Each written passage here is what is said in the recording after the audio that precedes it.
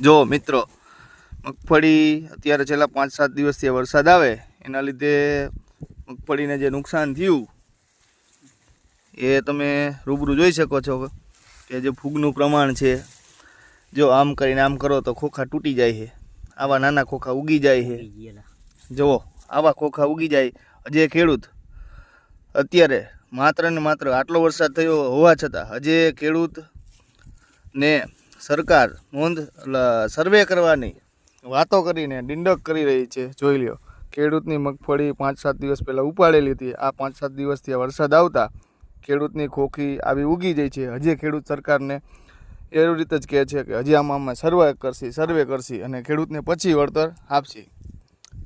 ગામ ચરાડવા, તાલુકો હળવદ, જિલ્લો મોરબી. ખેડૂતનું નામ નંદલાલ હિરજીભાઈ સોનગરા. ખેડૂતની વેદના જુઓ, જોઈ લ્યો. મગફળી જો આ ખોખી આવી રીતે આમ કરે છે, તૂટી જાય છે. હવે આ ખોખી મગફળીમાં વરસાદ ક્યારે બંધ થાય, ક્યારે પાથરા ફેરવે અને ખેડૂતને આ મગફળી ક્યારે નીકળે અને કેટલી હાથમાં આવે, આ ખેડૂતને મગફળીના ભાવ ખેડૂતને વેપારી શું આપશે, અથવા તો સીસીઆઈમાં મગફળી જશે કે નહીં, અને જશે તો ત્યાં કેટલા રૂપિયા માર્કેટિંગ યાર્ડ દ્વારા તોડ કરવામાં આવશે, અથવા આવું અગાઉ બની રહ્યું છે. તો આ બાબતે આપનો અભિપ્રાય આપજો અને થાય એટલી મદદ કરજો.